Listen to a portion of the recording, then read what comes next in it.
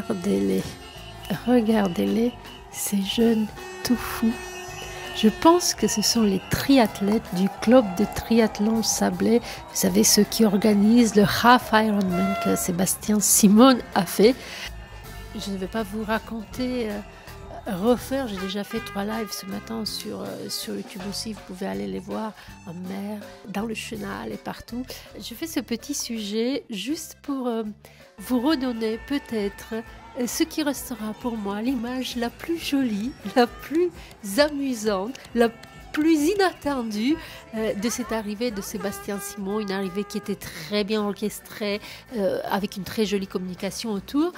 Mais l'image la plus spontanée, et je pense que cela a été organisé par l'association à l'intérieur du club et que c'était pour le coup une vraie surprise pour Sébastien Simon, c'était ces jeunes. On serait presque cru le 1er janvier au banc du Givray-Sablé. Ils étaient là, ils avaient toute la joie de leur jeunesse, ils avaient surtout envie de faire sourire Sébastien Simon, leur héros ce matin, leur héros à eux, comme il fut notre héros à nous, Sablés et Vendéens, parce qu'il y avait ce matin, je le sentais moi dans ce public venu là saluer son exploit, il y avait la fierté d'être Sablé, d'être Vendéen et de voir enfin un des nôtres accéder à la plus haute marche, le podium du Vendée Globe. Donc c'était, les Sablés étaient contents, les Sablés étaient joyeux, les Sablés étaient aussi gelés parce qu'il faisait 0 degré. Je pense qu'avec l'humidité, c'était ressenti un petit peu moins.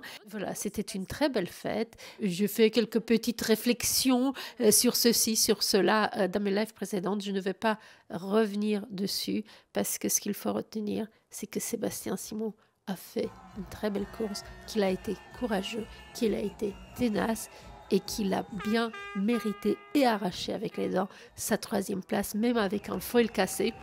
Alors je vais vous laisser, je vais me taire, je vais vous laisser savourer ces quelques images du chenal mythique avec le lever du jour sur le joli quartier de la Chaume au Sable d'Olonne.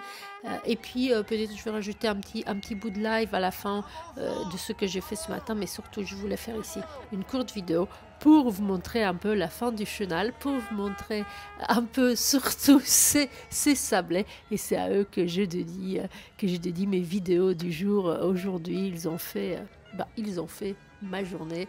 Je vous remercie à tous. Merci de me suivre ici sur la chaîne YouTube.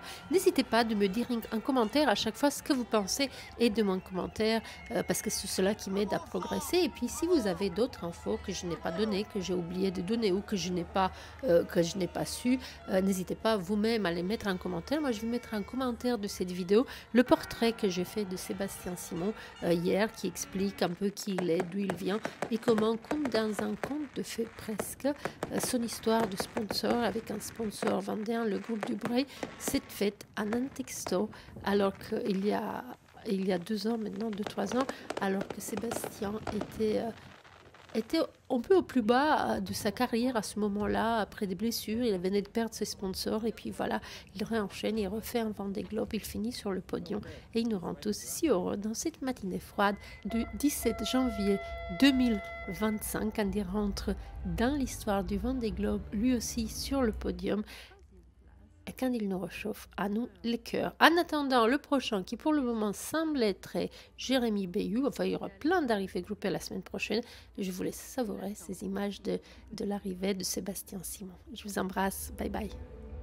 C'était un accueil génial, je pensais pas, je voulais même pas m'imaginer quoi que ce soit pour voilà, pas être déçu. En plus je suis quelqu'un d'assez discret d'habitude, donc j'ai eu un accueil extraordinaire tôt le matin, à part un froid polaire. J'ai jamais eu si froid pendant le Vendée Globe. La dernière nuit à bord a été presque la pire, mais bon c'est incroyable. J'en garderai des souvenirs mémorables et j'ai hâte d'être dans 4 ans. Ça a été une course, déjà c'est allé très vite, j'ai l'impression qu'on est parti hier.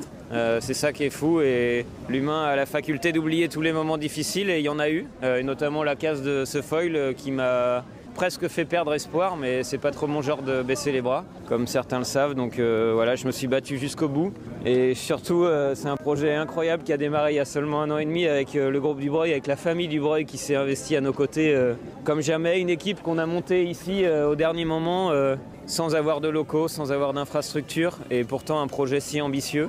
Et aujourd'hui, ça va bien au-delà de nos objectifs qui étaient ceux de juste terminer le Vendée Globe et on finit sur le podium. Et on a même été leader pendant, je sais pas, 9, 12 fois, je sais pas trop. Et c'est quelque chose de fabuleux, c'est une expérience extraordinaire. Et ça me donne qu'une seule envie, c'est de revenir dans 4 ans.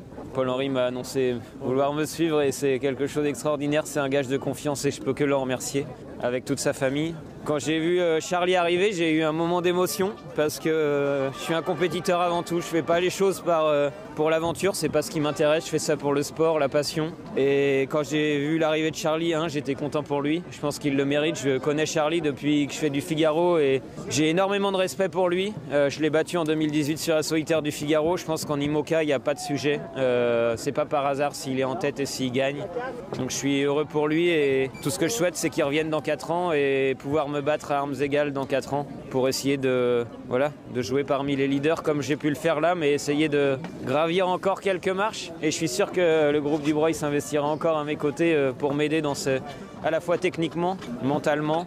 Puis voilà, c'est aussi une histoire de confiance et c'est une belle histoire, une histoire sablaise qui se construit. Je suis à la maison, je me sens bien, entouré de gens en qui j'ai confiance. Et voilà, c'est une course fabuleuse et je pense que ça, c'est ma course. Le Vendée Globe, il est à moi, il est à personne d'autre. Je suis né avec cette course et je l'ai dans les tripes.